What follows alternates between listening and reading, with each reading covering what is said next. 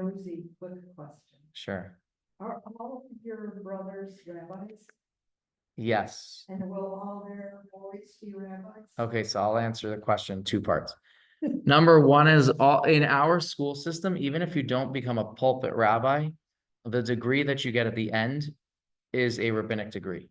And the reason for that was the Rebbe wanted that even if you're not going to be a community rabbi or that type of a role, at least in your own family, you should kind of have that knowledge.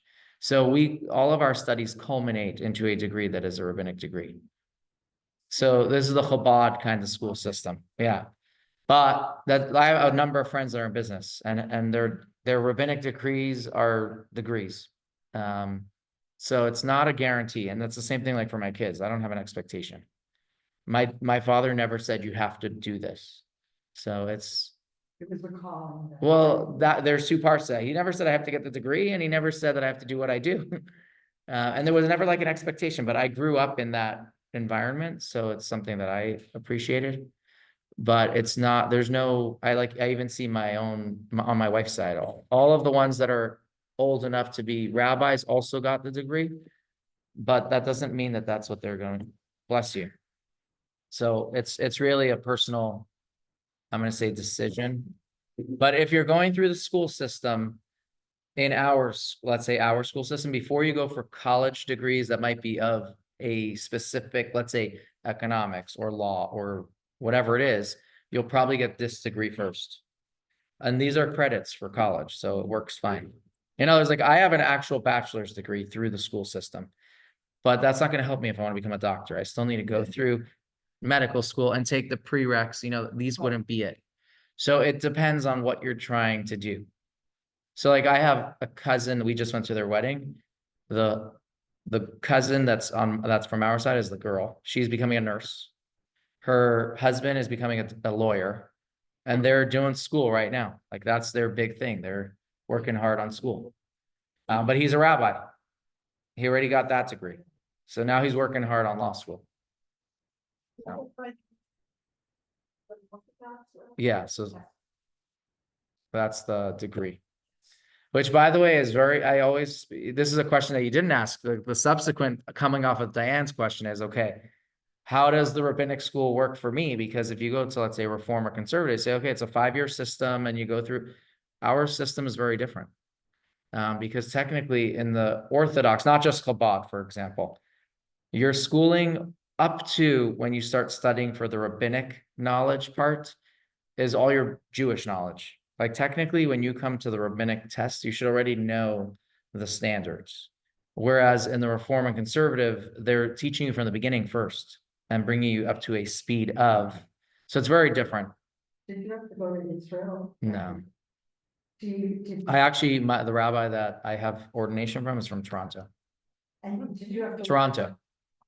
Did you have to learn to write sermons and all that still? No, no. And it's not even like, again, ours is more, okay, so Jewish history, I should go backwards. There is something called smicha. Smicha literally means to lean on. And the original rabbinic ordination went from Moses, student to student to student to student, without a broken link in that chain until it broke. And at a certain point, it started up again. Meaning it used to be that you said, if I was a rabbi and I was ordained, to use that word, you literally could connect the link all the way to Moses. Somewhere in the persecution of the Jewish people, it got banned. So much so that there's a story in the Talmud that says there was a rabbi who knew that the chain needs to continue. And so to do that, it would require that, this was the law then, maybe I think it was the Romans. They said, if you ordain anyone, the city where it happens and every single person involved will be murdered, killed. And so he took the chance. He said, it's so important that we have this. And so he didn't want any city to get ruined. And so what he did was he went in between 2 cities, like in a valley. And the Romans found out about it. And so he quickly did the ordination, which is, again, he rested his hands on each of these students, told them to run for their lives. And he stayed in the valley to hold off the Romans from catching up to them as they escaped. So he dies, but they talk about his brutal murder, which I could share the details if you want. It says that they speared him, but more than once. And it talks about that. But he stayed there in this little valley so they couldn't get around him, so his students could be saved. But at a certain point, there was no more smicha at a certain point. Stops. And part of that is, if you've ever heard I'm going to call it, I don't want to call it controversy, but there have been initiatives over the last couple hundred years to reintroduce the Jewish court known as the Sanhedrin, the great court. The problem with that is, step number one is, first of all, you need to have 71 judges that are of that caliber. But number two is, we don't have the smicha. We don't have that chain. And so do they have the actual strength to really give an edict that would be binding to all Jews? So there has been some back and forth about this. There is no kind of legal standing in the bigger consensus for it. But this is what it comes down to. It's one of the details about it, is like, do they have the power? Do we have the smicha from Moses that you can point to and say they have that? So coming back to that point, so any rabbi who is ordained today, in the traditional sense of ordination, has taken the same or studied the same course text, which is Code of Jewish Law, on 3 subjects pretty much. And then they get tested for that. One of them is the laws of milk and meat. One of them is the laws of kosher, in the sense of mixed foods, kosher and non-kosher. Another thing would be the laws of salting. And then you have different rabbinic teachers that want other things to be of knowledge. Now, you should ask me the question, and this is what the normal question is, well, what about basics of Judaism? Like, you're going advanced, because that's expected that you already know that. And so they expect that you know the Torah studies and so if you can't read the Code of Jewish Law in the sense of, this is more advanced. So I'll explain in a second what I mean by that. And then technically you haven't done the studies for that traditional sense of what was the knowledge needed to be ordained. It didn't include, though, public speaking. That's what I was getting at with your question. All of those things that you might go to a rabbinical school. And by the way, this could be even in an Orthodox rabbinical school, where they give you all these other topics and stuff to study. Chaplaincy, public speaking would be a great example. Those are because they want to just give you the tool set for a role that you'll hopefully take in a community, but they're not required in the sense of the Jewish requirements, which therefore you might find a rabbi who just that's not something that they're good at. Either they took the classes and they just aren't good at it, or it was just something that they never took. And they would be very much helped if they would go for a class at Toastmasters or something. But it's not a requirement on the Jewish law.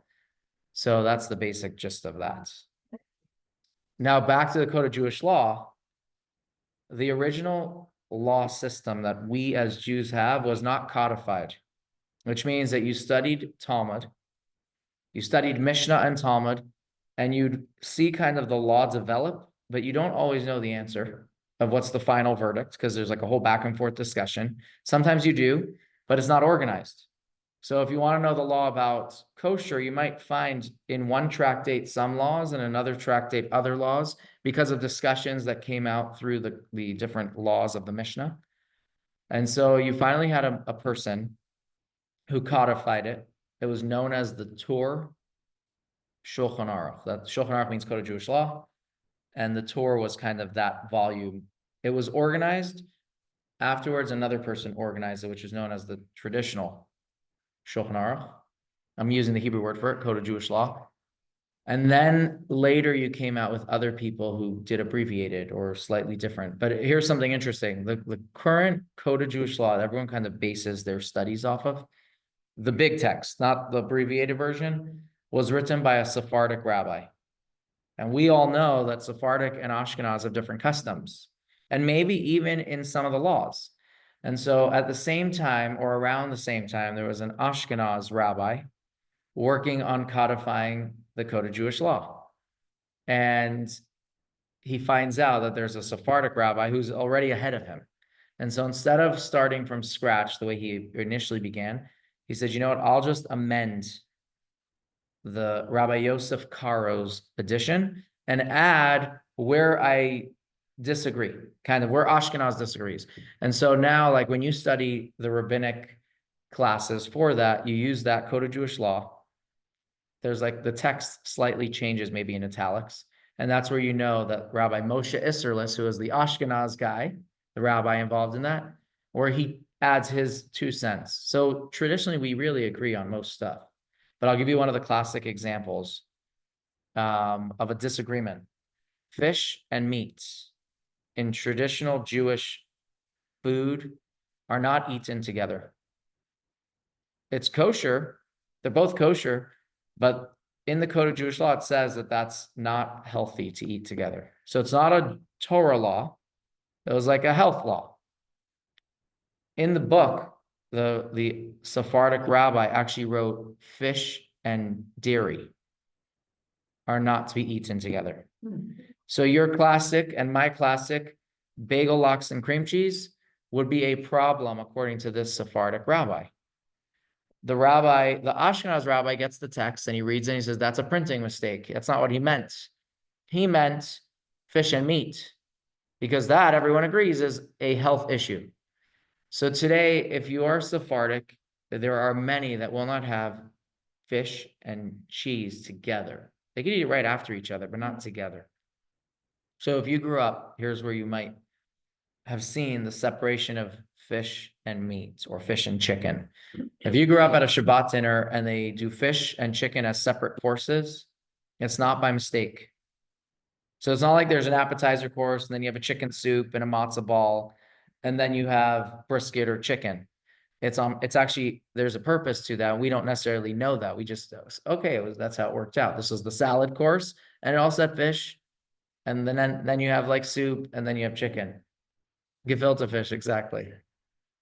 So yeah, so if you have been to a dinner that's separated like that, that's the reason. Right. But really, if you go to like in other homes, nothing to do with Judaism, you might find they just put everything on the table, one plate for the entire meal. Here, they're going to swap out the plates, give you a different fork. So you might see that, and that's the reason, because of this little tiny, like, I don't even know if we can call it a debate, because he calls it a printing mistake. He says that rabbi agrees with me.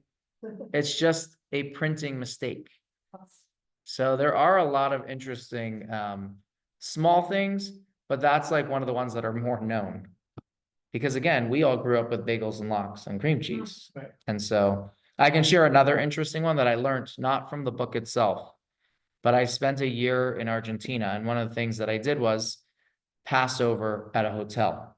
They had like one of their hotel experiences there, and I was asked to help.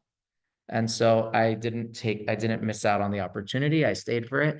But one of the things that I found out was, so Judaism has a concept of eating food that was cooked by a Jew.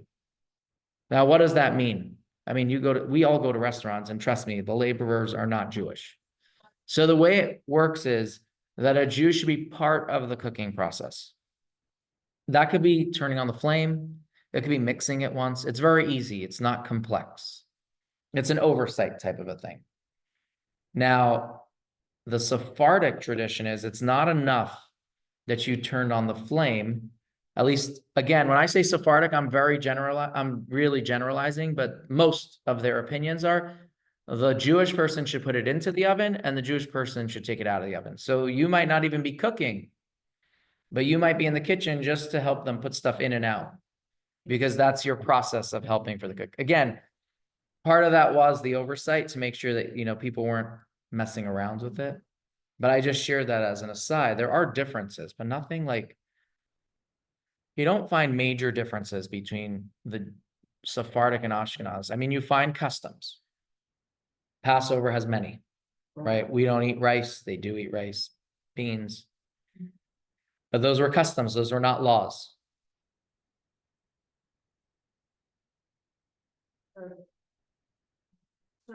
Synagogue, right. Ordained rabbis, and then they always have laws. I think Ashkenazi Jews were allowed a couple of years ago to pass the law that can't have rice or beans. Oh yeah, you are. I know what you're talking about. I know what you're talking about. Right. So by the way, that's a good example, probably better for a Passover discussion, but I'll share why it's a good example. Because for us, like, and that's kind of like what this book talks about. It's like, why is it banned? Is it because it's chametz when we talk about like beans or rice? Or is it just exactly? Or like Diane just said, it's not chametz, it just looks too similar, and we're afraid, the rabbis who issued this edict were afraid that people wouldn't know the difference, and they see, let's say I look up to Diane, she keeps kosher, she's my kosher friend. And so this is a great example. And I'm like, well, Diane eats rice, and I don't know that rice is not, let's say, a flour. It's not flour based. And so I start eating other things because I associate it incorrectly. That was the real reason. And so the Ashkenaz rabbis were concerned about that. The Sephardic rabbis were not concerned about that. So you have newer rabbis who say, well, that's no longer an issue. Everyone gets rice. We all know what it is. Why should we worry about something that they issued 1,000 years ago? And so then you just come to a new question, is like, do we have the right or the power to change those past kind of edicts or decrees or rabbinic laws is probably, or rabbinic, I think rabbinic laws would be the right word. And that's a bigger debate, but that's exactly what they're getting at, is like, we don't have to worry about that anymore. So let's allow it. So you mentioned that, we're not gonna know the difference. I had a rabbi once tell me, like, if she's on a road trip, she won't stop and use a bathroom like at a McDonald's, because if somebody sees her coming out, they might think that she ate there. Right. There is a rabbinic law. There's a rabbinic law for that category of worry. It's called marit ayin, that somebody who sees it might totally not understand what you're doing. And because of that, make a mistake based on that. So there are some classic examples. That would be one of them. Like, some people will not go into a non-kosher restaurant for the bathroom because somebody who sees the rabbi. But I'll share a story that like somebody that I know shared. I think it was his brother or a friend went to a wedding that he was invited to, but he didn't go there to stay for the reception. It wasn't kosher. And so he literally walked in to say Mazel Tov and walked out. The next day, someone from a synagogue asked him, how did you enjoy the meats or whatever it was? And he said, I didn't eat there. It wasn't kosher. And says, you didn't eat there? I only ate because I saw you there. So, it's a tough one, but I'll share the classic example for that is milk and meat. And this is not even like rabbinic or anything like that. This was, if you or I had a dinner in our home or something that was meat or chicken, and we served almond milk. In the olden day, almond milk was around in the olden day. And people don't know better, right? They see milk and meat. Again, I'm going to pick on Diane. You're my kosher friend. I saw you have milk at the table with the meat. And this is way before all these new milks are out, right? Today, we would question what type of milk it is just a little bit. In the olden day, like, they knew of one milk, cow's milk. And so, but that's now. So in the old almond milk, if I understand correctly, like, you soak it in water or something and squeeze it out. It's a different process. But anyway, so what they suggest in Code of Jewish Law is put some almonds around the bottle or around the container. Make it easier to identify that this is not real milk. Yeah, nowadays, if I put the bottle, you'd see it says oats or almonds or whatever it is. But they were concerned about that misconception. And just for the record, chicken, the entire category of chicken not being eaten with dairy is because chicken looks too much like meat. Chicken on its own from the Bible is not a meat. But we had this. But poultry, like, months ago. yeah. So poultry is not considered meat, which is why you're allowed to eat eggs. Oh. But eggs come from a chicken, so why should you be allowed to have that with dairy? No, I'm just saying that's like the. By the way, you know what we didn't? I will tell you, one thing we didn't talk about was the udder. What the udder is, meat or not meat? Well, the udder is meat, but it has milk. Oh, God. And so I will say that because of that, the udder is a very unique category of Jewish law that talks about how can you cook an udder? Because if it still has any milk absorbed in its, I'm going to say tissue, that's probably the right word, and you cook it and that now goes into your pot, is that milk and meat? The udder for sure is meat. It's part of the cow. I don't think we eat that, meaning I've never seen it in a store. But when you think about the olden day where it was my cow and I slaughtered my cow, or someone slaughtered it for me, you don't want to miss a single thing off that thing, right? Because it's all money. And so you figured out how to use every part of it. Cheek, like think about it. People eat cheek, people eat tail. Why do I know that? Because I'm close to some Sephardic families who grew up with all those foods. They grew up in Morocco or grew up in Russia somewhere. They come to America, and these are delicacies that they can't get in a traditional kosher store. So they order it, oxtail. It's another one. You can't get it in the Mexican, but then it's not kosher. Right, no, but they want kosher. So like oxtail, for example, I've been to someone's house that had oxtail in their cholent. Kosher. Or my grandmother, to use something that maybe some of you more identify a bit more with, chicken feet. Right? Chicken feet used to be something you had in the house. Now, if you see it in a store, you'd be like, I haven't seen them. In fact, actually last week, someone shared a picture of a store that had chicken feet. And I was like, I grew up in my grandparents' house, and I remember only when I was much younger that they had chicken feet. Right. But I actually, as I grew older, I think they stopped selling it or something. So my grandmother never had it. But for her, that was something that she would buy. And I grew up like, no.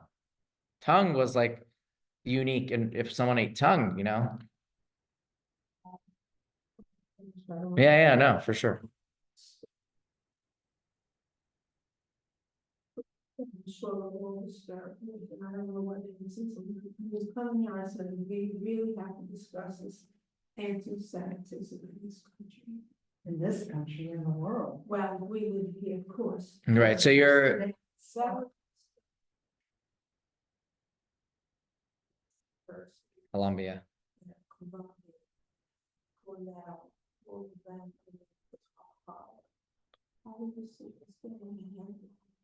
So I'm curious what your thought is before, like, kind of I share what I think. Meaning before I'm curious what each of you think. What's the solution?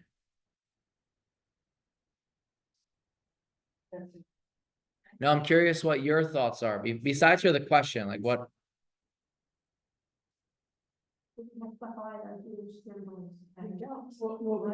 What we need to do is better educate our children. That's right. Parents need to better educate their children.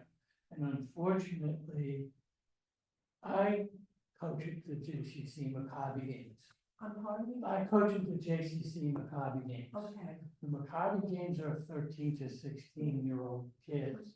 And I see exactly what you're talking about there. And it's become worse over the years of the recent, basically since COVID. It is disastrous. And it's the parents. I can see the difference in the kids, and it's the parents. It's what the parents don't teach their kids. Jewish children. Well, Wait, so you're saying to know what to respond? Or to be proud Jews, like which part? What I'm saying is, in general, it's the parents in general teaching not teaching their kids morals and standards, how to treat other people, the Jewish laws not to steal, and the things along those lines. The parents are not teaching their children, and this is the generation of parents that we have right now. Jewish and non-Jewish. I would agree that. Yeah. There's what I would call free range children. That the parents are just like, let them raise themselves, who cares?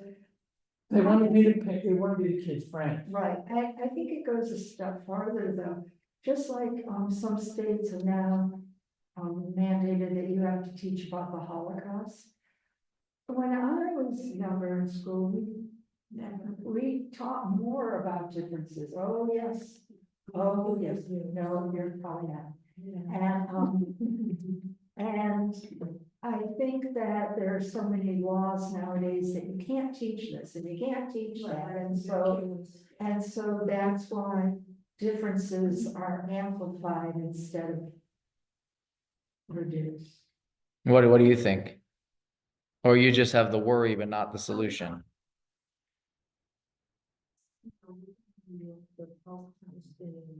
They're here too.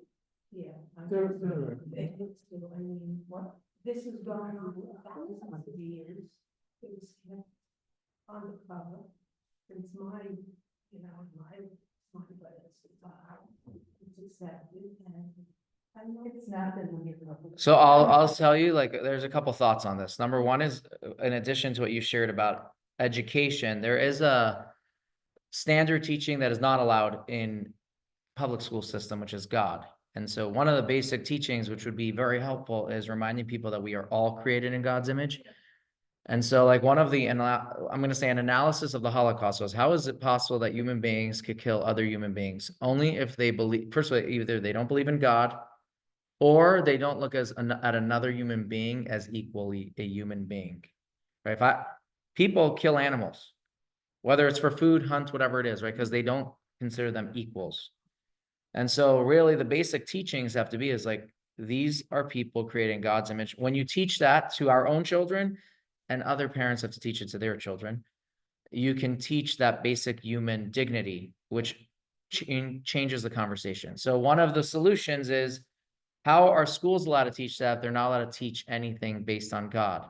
So that's kind of the moment of silence movement. If you've heard of that, I think we spoke about it maybe last year or 2 years ago, was that you introduce this idea in the beginning of your school day, every single day, where you give children 1 minute to reflect. What should they think about? Well, the school can't tell them that.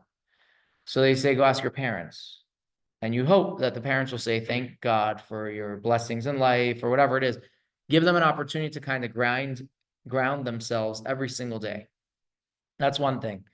I mean, there's a law side to this too, though. Like, if you're familiar with this news story that happened on Saturday in New York City, a Jewish kid, a father is walking with 2 kids. This is on Kingston Avenue, Brooklyn.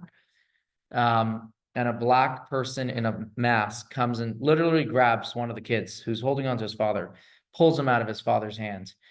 And the father like punches the guy. Either he doesn't kidnap him, but the guy is arrested for attempted kidnapping and everything else. Last night, they had a community, I'm reading this in the news cycle. Last night, they had a community meeting with the commander or whoever it is of the 71st precinct, which is where this happens. And the precinct commander says, listen, we're going to add officers. The person who did it was already arrested 30 times in his lifetime, and he's under 30, I think, or something. He's like, yeah. And he said, listen, I can only do so much. We can arrest him, but if the law says that he can be freed, I can't control that. Right. And so the policies in some of the cities, and if you think about it, look at which cities have it worse. And I'm not going into politics. I'm going into catch and release ideas, or DAs that are trying to revamp the system in their way. New York City is a perfect example. In Arizona, when they came on campus and they started to do the encampments, it ended. Yes, it had a day or 2 or 3 of its, movement. Yeah. ASU had it, but it was disbanded. NAU was disbanded. And if you stayed there, you were arrested. Now, will those people, It's doing them. right, because some of them were going to be, I think, deported. Their visas were going to be revoked on the system of, because it was based on school. School kicked them out. Yeah. Now, will it happen? It could be the same thing in Arizona. Americans, but. Okay, so that's another. Yeah, But like but- California had the same problem as New York. It just never ended.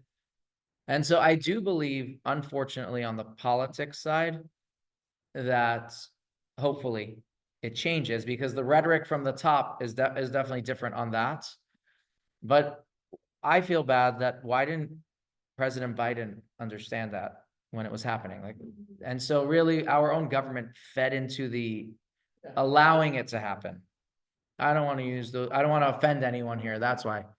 I might agree or just meaning I'm staying away from like a term that would totally give away a side.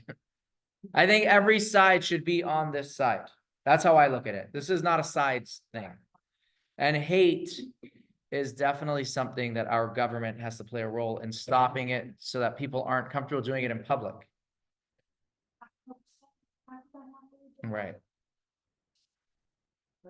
Well, there's, Well, so how it happened is because terrorists, but how it is, how the, I'm gonna say how the civilized world can still have people who say that there's nothing wrong with that is more about the problem. And so I think it does take an education part, like you said. It takes a law side. One of the things that I learned was after the Holocaust, and I've shared this here, it's not my study. This is from, I think it was Professor Sarna from Brandeis who talked about this. Or maybe it was an article from Alan Dershowitz in that same course that I was studying, who writes that it used to be like open anti-Semitism was happening before the Holocaust. The Holocaust made it that you can't be openly anti-Jewish. So, but there's still hate. So what is the new anti-Semitism? It's called anti-Zionism, right? But really it's the same thing. And there's a book that I read, which is called To Catch the Jew. And if anyone wants to read a good book, I think it's a good book. In there, it's like, why is a guy in Germany being beaten up for something going on in Israel, and he's not even Israeli? Or we could say the same thing here. It's like, well, that's clear that you're talking about anti-Semitism, not anti-Zionism. So the short answer is there has to be a loud, resounding voice from people who are seeing it for what it is. I'm just going to use a great example is like John Fetterman, the senator from Pennsylvania, who his party is not speaking the same way he is, right? The Democratic Party was very quiet on a lot of this, not everyone, but he is, I would say, the most vocal voice on it and like sees it like for what it is, straight, clear. I didn't want to say pro-Israel. See, meaning it's not even about pro-Israel. It happens to be that that's the addition to it. It's more about he sees clearly what is right and what is wrong. His moral compass is very clear. And he's not afraid to speak up against what the establishment might not approve of. And so I think that our nation has many people who are afraid to speak up. Speaking up means that someone might cancel you because they don't like your opinion. You might talk about Hollywood with the elections, right? Do we really believe that everyone in Hollywood is one side? No. But we only hear the people who have spoken up, their careers are not so, they're shaky when that happens. The other thing that's feeding this whole thing is social media. True. And look at just the. By the way, that's a look at the multi-layered boards. point. Who's doing a better job on social media? It's the Palestinians.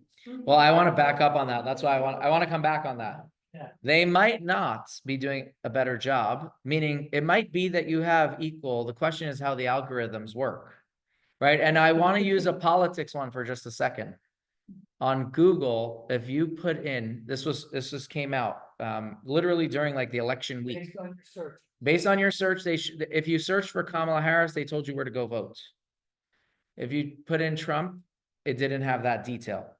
And so people called it out and they fixed it. But I'm going so not on politics now, I'm going to Israel for a second. On TikTok, for example, which is where most of the younger people get their feeds of social media and influence, it has a clear bias that those get published more and pushed more if it's against Israel. And so really there are people behind these larger tech companies that have a lot of influence. TikTok based down the road. Correct. But you know what? Facebook had that problem, right? That's why I think it was like a month or two ago that what's his name from Facebook? Zuckerberg, thank you. Came out that he feels bad about what he did in the 2020 election cycle, which was to censor. Now, why is he coming out with that 2 months ago? I have no clue. You know, we can all read into that. Maybe he already saw where the election was directed and he doesn't want, who knows, right? I don't know.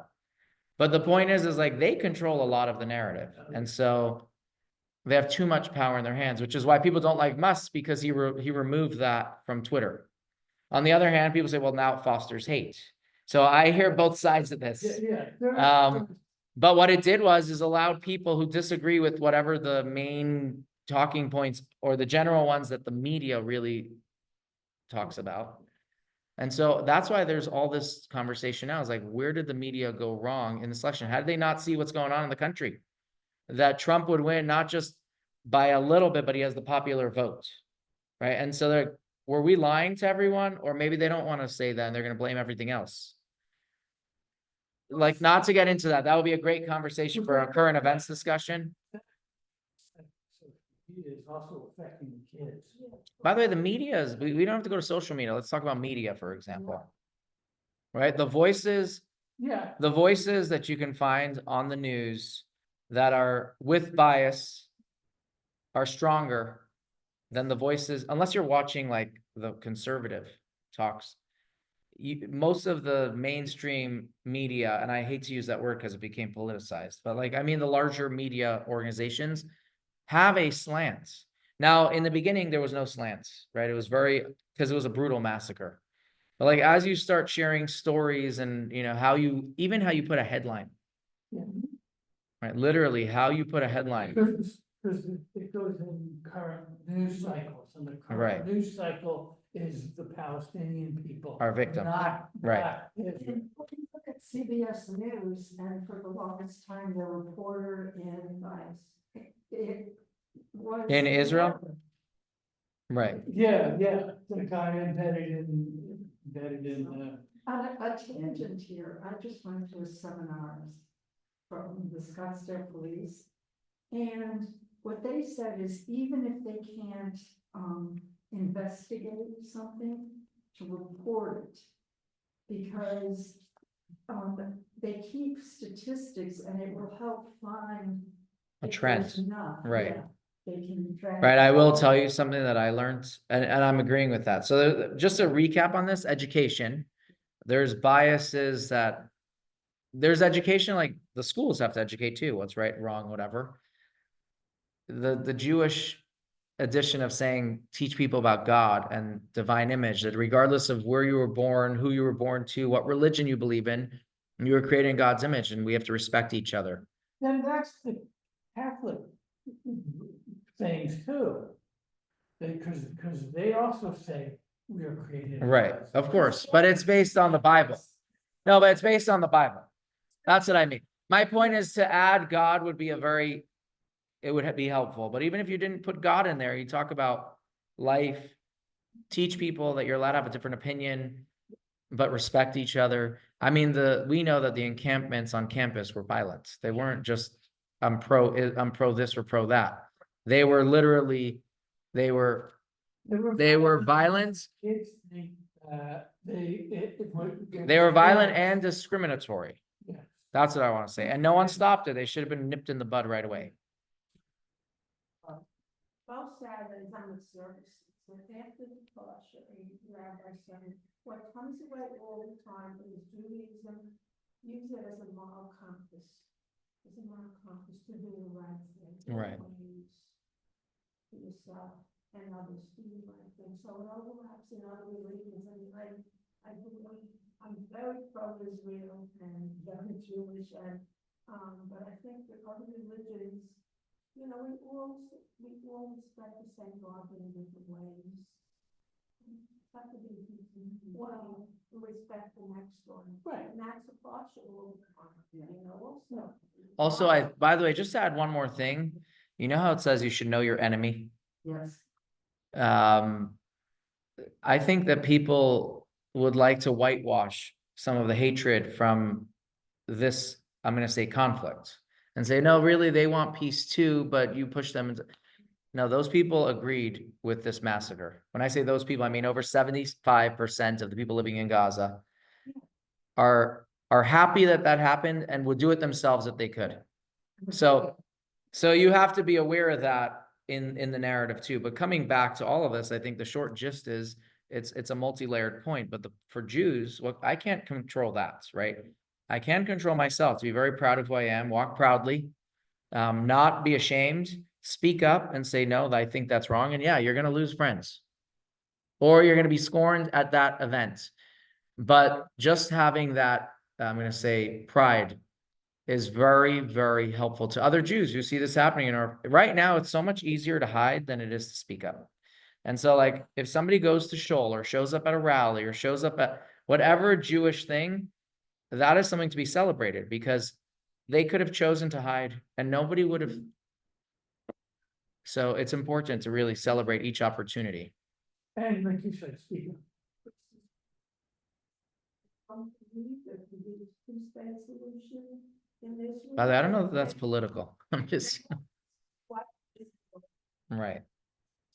I don't have family there, but I'm American too, but my heart is there.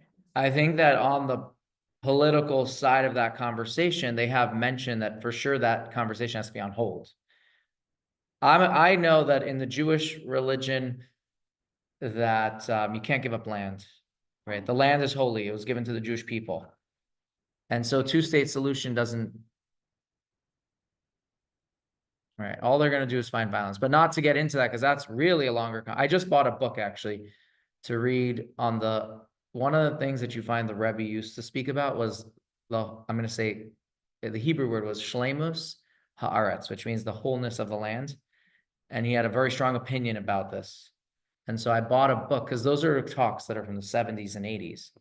And one of the things that he mentions, and I didn't read this in the book, but I know that he said this, anytime they spoke about peace, you had terrorist attacks. And it's like, what more proof do you need that they don't want to be your partner? Right. And like you said, they want the whole land. They don't want a part of the land. So like, what type of a peace is that? And right now they're letting their extremists do the talking, which is like, you can't even fool us. Even extremists in Israel too, from the Jewish people. Because if you want to go back to that last peace agreement, who got assassinated? Both Right. people got assassinated. Right. Yeah. No, there's definitely truth to that, but I wouldn't equate them. Do you know? It's nothing close to the same when you talk about. Meaning, but I do want you to know that in the current administration, they liked to do that, right? That's why they banned 7 settlers from coming into America. It's like what are they doing? That's you didn't ban a single Arab, but you chose the 7 Jews to show that you're like, it's like right now in the Amsterdam riots. Today in their report, they said, well, the hooligans from, I think they're called the Maccabi Tel Aviv hooligans. There's a name for their fans.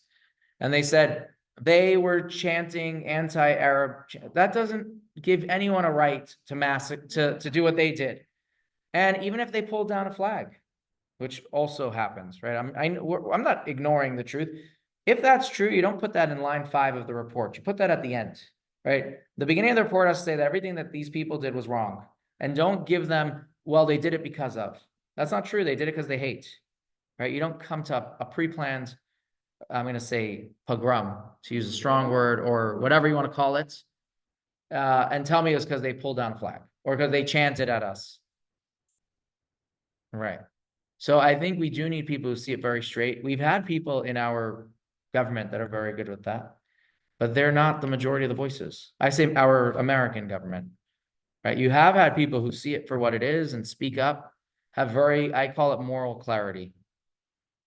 Because the fact is, in the world, there is less moral clarity on the global stage because people are biased. I mean, just look at the ICC, the guy who wants to prosecute Gantz and Netanyahu. He has his own issues. He's clearly biased, but he's trying to play that he isn't. So right now he hired this is the latest news there. He hired a firm, or he retains a firm that actually is a firm that defends and advocates for the Palestinians. So it's like, what more proof do you need to know that the guy is with an agenda? I think his name's Kareem. I don't know, their prosecutor. None of us want to see any weaponized prosecution of anything. I'm not going into our presidents. I'm talking about in general. You want to know that it's truly fair, balanced, and not with an agenda. And they had an agenda, and they still have an agenda. So, but yeah, the answer to anti-Semitism is, first of all, Jews being proud of who they are, right? We can control our side. We can control our narrative. And then teaching people that every single human being is of value. Like, I can't look down at somebody because they have a different opinion. I have to treat them with respect. Now, if they try to kill me, different story, right? You've changed the balance of the question. But human dignity, looking at other people for who they are as God's creations, who have a role in this world just like every other creation. But we have to teach that to our children. I was just to go on a politics kind of conversation. Like, my kids are in school. They hear things from teachers, other classmates. And so like my son is asking me he's 7. He's trying to figure out who I voted for. I said, I'm not telling you because it's going to become a whole discussion everywhere you go. So, during the election, I'm like, I need you guys to know, as my daughter also, that I don't care. It's not about who wins. It's about treating each person with respect. And so if you don't like another candidate, you can't speak negatively about them. My belief, and I've always been taught this, is that those people, whoever side it is, want to do what's best for the country. And they have a different perspective of how to do it. I want to believe that. Correct. And so I want to believe that. I want my children to. Now, can somebody be an anomaly to that? I'm not going into that. The point is, we have to come into the conversation that these people, each side has the will to make this world and this country the best that it can be.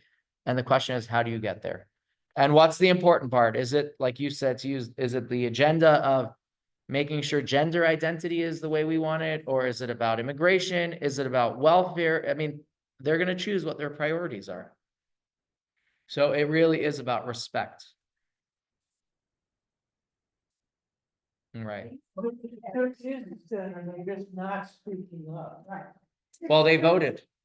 I feel like the center is what voted. No, I mean, in Congress. Oh, okay, I got you. I meant like in the election Oh, cycle. in the election cycle, there is no sense.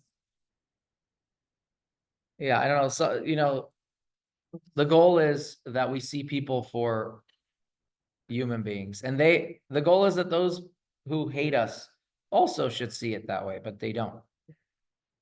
So that's where you need law to help with the protections.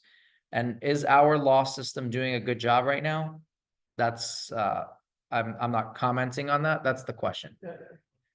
But going back to reporting biased attacks in Arizona, this is what I learned. If you call Scottsdale police, for example, you report something and it's not a crime, it might not get documented, first of all, or it might get documented, but it doesn't go anywhere else. They don't have a reporting system for things that are not crimes to get to the federal government.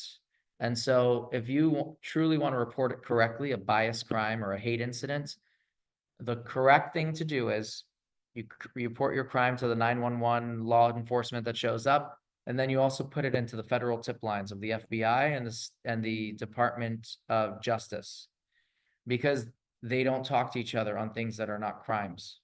So for example, we had a menorah that was vandalized, and I'm in a meeting with the Department of Justice, like the U.S. Attorney for Arizona.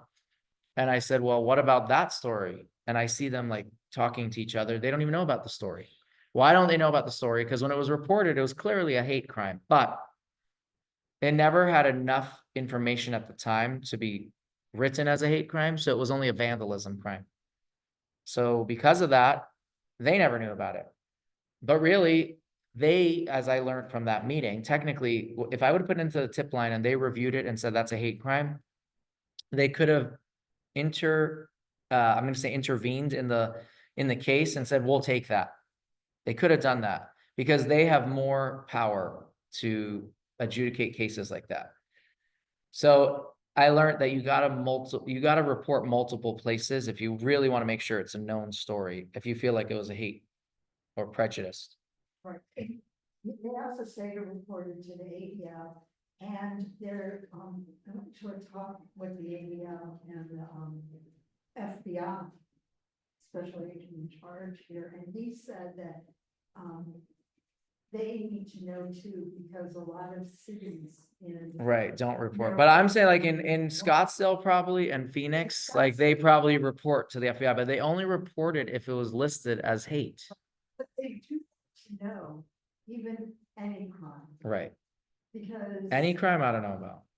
Yeah, they were talking about. I do know that they spoke. That end. Yeah, so it's actually helpful to, I told somebody, like, if you're already writing it for one, just copy and paste it into the next one. You already have figured it out. And I learned this the hard way. I was part of a program that they did called United Against Hate. And that's how I figured this out, that there's a gap, there's a disconnect when you call your local law enforcement. It doesn't necessarily hit the federal side of that, which has more at their disposal to work with sometimes. So But anyways, good question. The solution ain't happening only at this table. But it does start with us. Like we have to teach our kids, which hopefully gets their friends too also. And then we need the schools and we need the government and we need other parents who are not Jewish to really be and teach their kids that. I think that it's definitely, we know there's a rise. But some of this is also like, I think to use the election cycle as a good example, there was a theory that the 30 and under vote would go one way. And I think they said it did not go the way that they thought. They thought that would be very left. And it didn't end up being like that. So clearly we don't know what's flying. It's like, maybe there are more people than we realize that have a moral compass and are very clear on what's right and wrong. But those people don't speak up. There's an interesting statistic that they compared the election results for president to 2024 to 2020. 12,000 less people voted for Kamala Harris than they voted for Biden, and 2,000 less voted for Trump than. This is for our state. Yeah, and the question is, where did those 16,000 people go? I'm laughing because this is all the conspiracy theorists. You do know that, right? No. I have a graph someone sent to me. It's totally conspiracy, so I'm gonna do it after the camera's off. It's not important for that, but that question is where all the conspiracy theorists begin. Right, but I think it's more. There is something to be what you said, that they're not charged. They don't feel like the need to vote because they're so either upset. There is something to that, but no one really knows because they got all the polls were wrong anyways. So like,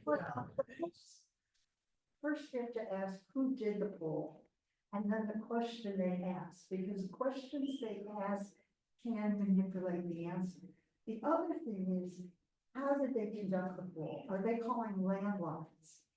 is that better? You're just calling old people, right? And so you have to see. I think part of their poll would share what age they spoke to. Yeah, and so you have to look at how they conducted it. How did they Right. get the people? Yeah, I'm not knowledgeable enough. They, Anyways, next time, if you don't have any questions, we always have, I'm just going to share some of the questions that are in here so you kind of have a good idea. You have the story of like the Torah, how we have creation, the trees. What type of tree was it? Was it an apple tree? Was it a fig tree? The tree that Adam and Eve ate from? Was it an apple? I'm just sharing. That's it. Were the tablets square or rounded? How did the menorah in the temple look? Rounded or diagonal? Like a lot of things that we just assume we know. That's one chapter. Another chapter is about I think I've shared some of this here. Like if Satan is a Jewish concept or not. There's a lot of good ones in here. some interesting money last week had said, if Adam had eaten the apple from the tree, he would have been celebrated and, you know, for getting all this knowledge, and it's just that it was because it was a woman who did it that they were kicked out of the. No comments on that one. Yeah, no comment. That's- You'll do the class when that one comes up. You'll teach it.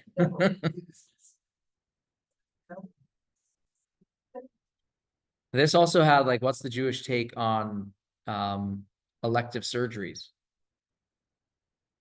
That's an interesting one. Kosher food questions. Well, it's not a book, it's a course. Oh. Yeah, this would be fascinating facts. It's one of the ones that we give. Is kosher healthy or is it for a different reason? What does kosher mean? What does kosher salt come from? Like, why is it called kosher salt? So there's a lot of interesting stuff in here. We would choose one or two and go through it. So look at your course.